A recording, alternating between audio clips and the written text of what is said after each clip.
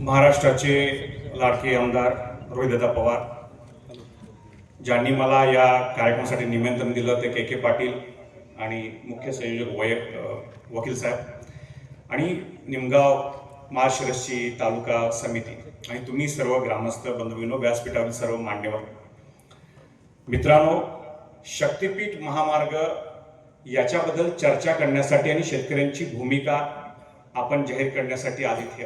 त्यामुळे मुद्दा सोडून एकही शब्द आम्ही या ठिकाणी बोलणार नाही. शक्तीपीठ महामार्ग याचं नावच दिलेलं आहे ना, हे नावच मुळात धूळफेक आहे. कारण वेगळ्या देशांमध्ये जात असताना आम्ही साऊथ आफ्रिकेमध्ये गेलो, जसं महात्मा गांधींचं होतं तसं डेनिस टिटोनं जे वाक्य सांगितलेलं आहे, तिथले जे समाजसुधारक होते ते आपल्या शक्तीपीठ महामार्गाला ते काय म्हणाले, आफ्रिकेमध्ये जेव्हा इंग्रज आले तेव्हा इंग्रजांनी जेव्हा गुलामगिरी त्या ठिकाणी चालू केली होती तेव्हा इथल्या लोकांच्या हातामध्ये जमीन होती आणि त्या इंग्रजांच्या हातामध्ये बायबल होतं. आणि त्यांनी त्यांना प्रार्थना करायला सांगितली, जे मुख्य शेतकरी होते त्यांना. आणि जेव्हा त्यांनी डोळे उघडले तेव्हा त्या इंग्रजांच्या हातामध्ये त्यांची जमीन होती आणि शेतकऱ्यांच्या हातामध्ये बायबल. आपल्याला देखील ही एक धूळफेक सांगितली गेलेली आहे. आपल्या डोळ्यामध्ये हे धूळफेक करण्याचा प्रयत्न आहे की शक्तीपीठ महामार्ग आम्ही शक्तीपीठ जोडण्यासाठी करतो. कारण शक्तीपीठासाठी ज्या महात्मा फुलेंची द्विजन्मशताब्दी आपण साजरी करतोय, त्या महात्मा फुलेंनी विठ्ठल रखुमाई असेल, शेतकऱ्यांचा आसूड गुलामीमध्ये आपलं जे बहुजन देवता त्यांचे सांगितले की बा नाव जे शेवटी असतं आणि आई शेवटी जे असतं ते आपले बहुजन देवता. इकडे जाण्यासाठी आपण दिंडी काढतो, शरीराला यातना देऊन प्रार्थना करण्यासाठी जातो. आणि पंढरपूरला जात असताना अगदी कोल्हापूरच्या कानाकोपऱ्यापासून आम्ही दिंडी करत येतो. आम्हाला या एक्सप्रेसवेची आपल्याला काय दाखवलं ते गाजर दाखवलं. आणि हा एक्सप्रेसवे आपल्याला नाहीच आहे, ज्याचा अगोदरच्या वक्त्याने उल्लेख केला तो भाग महत्वाचा म्हणजे नंबर 1 की आपल्याला सांगितलं की या शक्तीपीठ महामार्गाने महाराष्ट्राचं काहीतरी भलं होईल. मला हे सांगायचं आहे की त्यांनी जे सांगितलेलं आहे, या मुख्यमंत्र्यांनी सांगितलंय की 24 तास लागतात आता गोव्यातून नागपूरला जायला, तर ते आता 8 तासावर आणायचं आहे. आणि जेव्हा 8 तासावर हे आणण्याचं यांचं जर स्वप्न असेल तर 8 तासावर आणायचं असेल तर त्याचं स्पीड मेंटेन करायला लागेल. त्यामुळे तुमच्या गावामध्ये कुठेही तुमची ट्रॅक्टर, ट्रॉली, बैलगाडी, सायकल ही त्या महामार्गावर जाऊ शकणार नाही. कारण हा महामार्ग 15 फूट उंचावर असणार आहे. सगळ्यांनी आता व्हिडिओ गुगल मध्ये सर्च करा, समृद्धी महामार्ग बघा. के पाटील साहेबांनी समृद्धी महामार्ग बघितलेला आहे. हे एवढ्या उंचावरती असेल आणि पूर्ण 20-20, 30-30 किलोमीटर याच्याने इंटर एक्सचेंज असेल. म्हणजे पंढरपूरला इथे इंटर एक्सचेंज असेल, जायला रस्ता असेल. शक्तीपीठांबद्दल बोललं जातं, अंबाबाई आमच्याकडे शक्तीपीठ आहे, तर अंबाबाई पासून 20-25 किलोमीटर अंतरावरती हा रस्ता जातोय. पंढरपूर पासून आता हा रस्ता पूर्वी येत होता, आता हा रस्ता येत नाहीये. यासाठी 2 वर्ष शेतकरी अक्षरशः झगडलेली आहे आणि प्रत्येकाला त्याची किंमत चुकवायला लागली.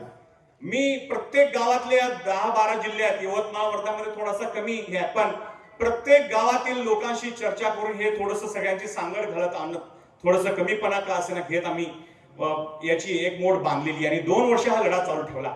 आणि जे सांगत असतात की आम्ही कुणासमोर झुकत नाही, त्या दिल्लीच्या तख्ताला देखील आमच्या दिल्लीतल्या शेतकऱ्यांनी, पंजाब मधल्या हरियाणा शेतकऱ्यांनी झुकलं होतं. आणि महाराष्ट्राचं हे ऐतिहासिक आंदोलन आहे.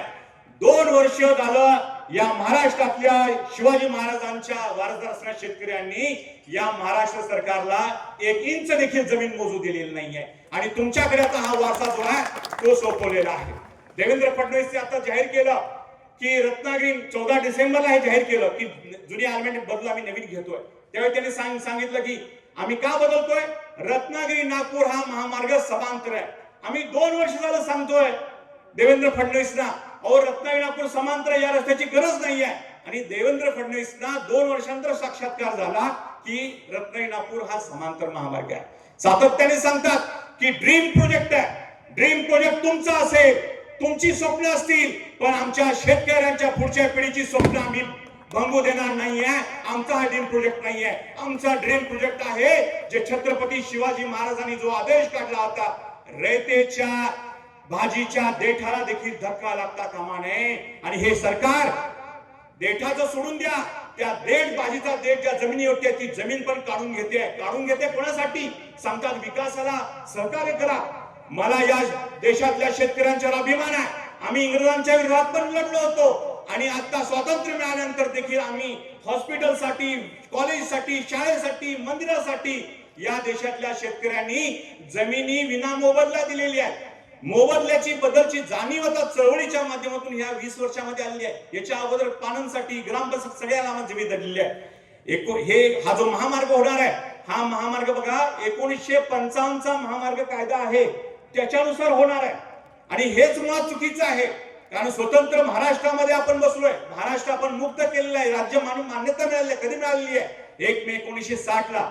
1955 हा कायदा, याची प्रेरणा इंग्रजांचा 1894 चा कायदा जो आहे त्याची प्रेरणा होती. शेतकऱ्यांच्या जमिनी ओढवाडून घ्यायच्या, शेतकऱ्याला मात्र विचारायचं नाही. आणि म्हणून आम्ही शेतकऱ्यांच्या सगळ्या चळवळी, आमची किसान सभा असेल, या 400 संघटना संयुक्त किसान मोर्चाने लढलो आणि 2013 ला भूसंपादनाचा कायदा आम्ही भारतामध्ये लागू केला. पण हे आताच महाराष्ट्र सरकार आणि देशातलं सरकार हे भूसंपादन कायदा लागू करत नाही. म्हणून हा 1955 चा कायदा आलेला आहे. 5 मे ला तर तुम्हाला अधिसूचना आलेली आहे. त्यानुसार तुम्हाला 21 दिवसाच्या आतमध्ये आता हरकती घ्यायला लागतील, हरकती प्रांतांच्याकडे सादर करायला लागतील. पण हा 2013 चा कायदा लागू न केल्यामुळे, 1955 चा कायदा लागू असल्यामुळे याच्यामध्ये तुमच्या म्हणण्याला काही अर्थच ठेवलेला नाही त्यांनी.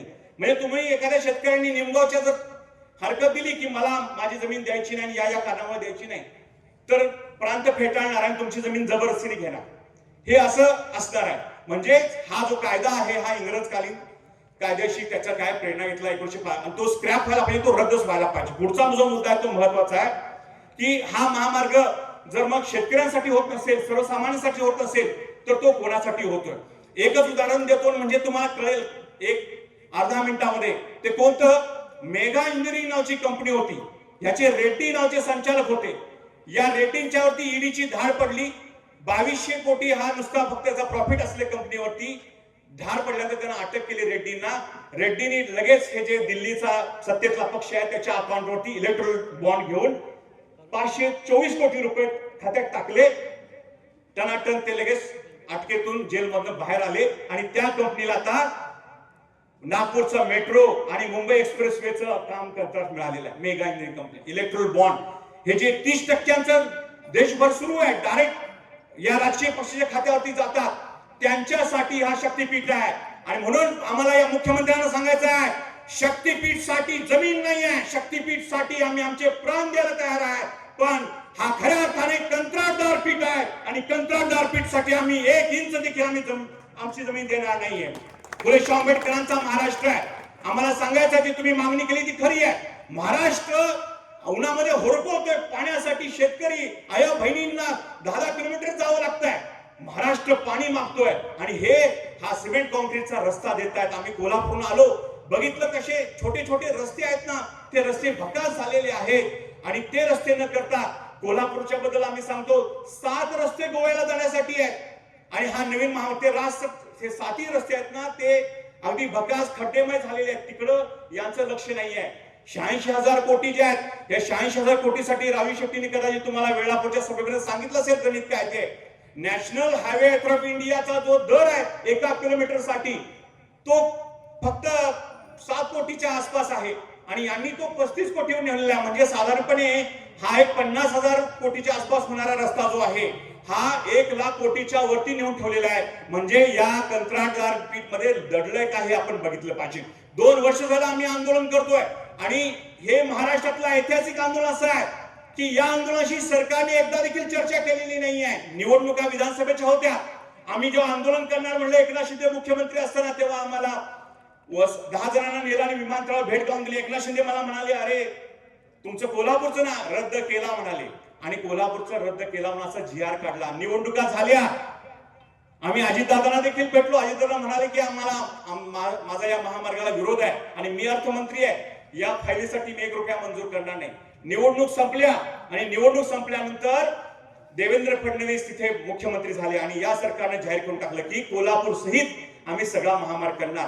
त्यामुळे लबाडाचं आवाहन जेवल्याशिवाय खरं म्हणायचं नाही, यांचं कोणतंच खरं म्हणायचं नाही. हे महाराष्ट्राला ऐतिहासिक आंदोलन असं आहे की एकदा देखील या सरकारने एकाही शेतकऱ्याशी 2 वर्ष चर्चा केलेली नाही, त्यांच्यावरती गुन्हे दाखल केलेत. मी शिक्षक आहे, मी PhD करतोय, या शेतकऱ्यांसाठी लढतोय, या आंदोलनाचा कणा म्हणून मला काय केलं, एकनाथ शिंदेनी निलंबित करून टाकलं. कारण आम्ही सांगितलं होतं की कुणाल कामराचं गाणं तुमच्या या सभेमध्ये वाजवणार नाही. निलंबित सुरू आहे, पगार सुरू आहे, 50% आम्ही करतोय.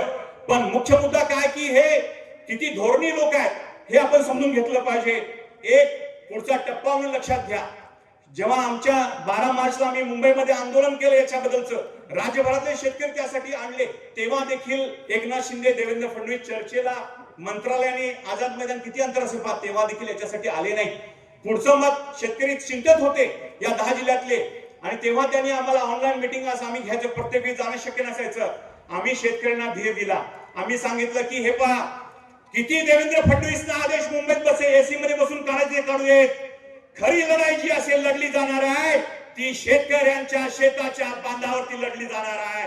आणि कोणता अधिकारी या देवेंद्र फडणवीसांचा आणि पोलीस घेऊन येतात बघतो, तो जाईल आपल्या पायाने, येईल आपल्या पायाने, पण स्वतःच्या पायावरती तो जाणार नाही, त्याला अँब्युलन्स म्हणून जावं लागेल. म्हणून आमच्यातल्या बहिणी ज्या जवळापूर परभणी मधल्या त्या लढल्या. बऱ्याच वेळा लोकसभेला येत नाही शेतकरी, मोर्चाला येत नाही, पण त्यांना माहिती आहे की कुठे काय त्यात कोणाची गेम कशी करायची, कोणाचा करेक्ट कार्यक्रम कसा करायचा. 500 पोलीस होते, आमच्या भगिनी 10 भगिनी होत्या, त्या 10 भगिनी आणि 50 फक्त शेतकरी होते. त्यांनी पूर्ण 500 लोकांना झुंजवलं आणि तिथली मोजणी जी आहे ती रद्द करायला लागली. लक्षात घ्या, म्हणजे संयुक्त मोजणी हा पुढचा टप्पा तुमच्या समोरचा असणार आहे. त्या सगळ्यांमध्ये तुम्हाला संघर्षरत या सगळ्या प्रोसेस मध्ये राहावं लागणार आहे. इलेक्ट्रोल बॉन्ड सारख्या भ्रष्टाचाराचा हा मुद्दा तुम्ही बघितला. मग आता याच्याबद्दलचं पुढे काय करायचं हे तुम्ही समजून घेतलं पाहिजे. पूर्ण महाराष्ट्र पोखरला जातोय. शिवबाचा सह्याद्री जो आहे शिवाजी महाराजांचा, सिंधुदुर्ग मध्ये आम्ही आंदोलने केली आहे, तिथे खनिज संपत्ती लुटायची सुरू आहे. तुमचा महामार्ग येणार आहे. रोहित दादा तुम्हाला सांगतील, कोल्हापूरच्या आमच्या सभेमध्ये त्यांनी सांगितलं की तुम्हाला माहित नव्हतं की तुमच्या गावातून जाणार आहे. अगदी 5 मिनिट आता गट नंबर आलेले आहेत, पण खरात भाऊंना माहिती होतं की तुमच्या इकडच्या भागातून काय जाणार आहे, शक्तीपीठ महामार्ग जाणार आहे. शक्तीपीठ महामार्ग म्हणजे आपली बळीराजाची संस्कृती आहे. ही संस्कृती उद्ध्वस्त करून तुमच्या प्रत्येक गावामध्ये खराब निर्माण करायसाठी हा शक्तीपीठ महामार्ग आहे, हे आपण समजून घेतलं पाहिजे. आणि येणाऱ्या काळामध्ये गडचिरोलीमध्ये पहा, प्रत्येक मंत्र्याचं सुरू होतं की आम्ही अमुक जिल्ह्याचा शेवटचा मुद्दा सांगून थांबणार आहे की अमुक जिल्ह्याचा मला पालकमंत्री व्हायचं आहे. पण देवेंद्र फडणवीसना फक्त गडचिरोलीचा पालकमंत्री व्हायचं होतं का? तिथं चामोर्शी गाव आहे, वैनगंगेच्या तीरी 15 गावातील लोक जे ते आंदोलन करतायत की आम्हाला JSW कंपनी द्यायचं. ते जे खनिज संपत्ती इथून या गडचिरोली आणि विदर्भातून आणि आमच्या सह्याद्रीच्या कड्या कोपऱ्यातून तिथून जी आणायची आहे ती सगळी वाहून नेण्यासाठी गोव्याच्या बंदरापर्यंत हा महामार्ग आहे. हा मार्ग 854 किलोमीटरचा आहे. शेवटी जाता मला हेच सांगायचं आहे, तुमच्या पालकमंत्र्यांना विचारा तुम्ही, जुनी अलाइनमेंट रद्द झाली आहे आणि नवीन अलाइनमेंट ही अशी वाळव्या मार्गे कोल्हापूरला गेली असती, पण ती कुठून गेलेली आहे? जो मान आणि खटाव तालुका मानदेश जो आहे तो पाण्यासाठी तरसतोय, ते पाणी मागतायत आणि त्यांच्या घशामध्ये पुन्हा काय केलं जातंय, पाणी सोडून आपला हा शक्तीपीठ महामार्ग. हे तुम्ही पालकमंत्र्यांना विचारलं पाहिजे, याच्या पाठीमागचं घोड बंगाल काय. मला असं वाटतं की तुम्ही चांगल्या तऱ्हेने लढवय्ये आहात. अगदी छोट्याशा तयारीसाठी एवढी मोठी सभा घेतली आहे. आपण सगळं 10 जिल्हे जे आहेत हे छत्रपती शिवाजी फुले आंबेडकरांचे वारसदार म्हणून आपण एकत्र लढूया आणि हा शक्तीपीठ महामार्ग जो आहे तो रद्द करण्याशिवाय पर्याय नाही. कोणी म्हणतं माझ्या गावातून नको, दुसऱ्या गावातून या, कोणी म्हणतं अमुक झाड लावा, तमुक झाड लावा. त्यांना सांगा झाड लावून काही मिळणार नाही. महाराष्ट्रामध्ये 2 पट मोबदल्याचा कायदा लागू आहे. 2020 साली झालेला आहे. बाळासाहेब थोरात ज्यावेळी मंत्री होते, महसूल मंत्री, अजूनही तो कायदा लागू आहे. देवेंद्र फडणवीस सांगतात की चांगला दर देणार, कोणता दर देणार जाहीर केलं नाही. त्यामुळे व्हॉट्सअपवरती कृपया पसरू नका की 5 पट मिळणार, 6 पट, काही पट मिळणार नाहीये. तुम्हाला जर 4 पट 5 पट दिला तर महाराष्ट्रामध्ये हजारो कोटीचे प्रोजेक्ट सुरू आहेत आणि ते सगळे त्यांना तिथं पण 5 पट दर द्यावा लागेल आणि हे सगळी झाडं लावून वगैरे काही होणार नाहीये. 9 लाख कोटीचं कर्जबाजारी हे सरकार आहे. तुम्हाला मोबदला तर देऊ शकत नाहीये, पण तुमच्या ज्या लाख मोलाच्या जमिनी आहेत या जमिनी काढून घ्यायचं कट कारस्थान ते करतील आणि त्याला आपण जोरदार विरोध करायला पाहिजे. आणि असं आवाहन करतो, 10-12 जिल्हे, आता 13वा जिल्हा आहे, 13 जिल्ह्यांची एकजूट आपण ठेवूया एवढं आवाहन करतो, एक घोषणा देतो आणि आपण थांबूया. रद्द करा, रद्द करा.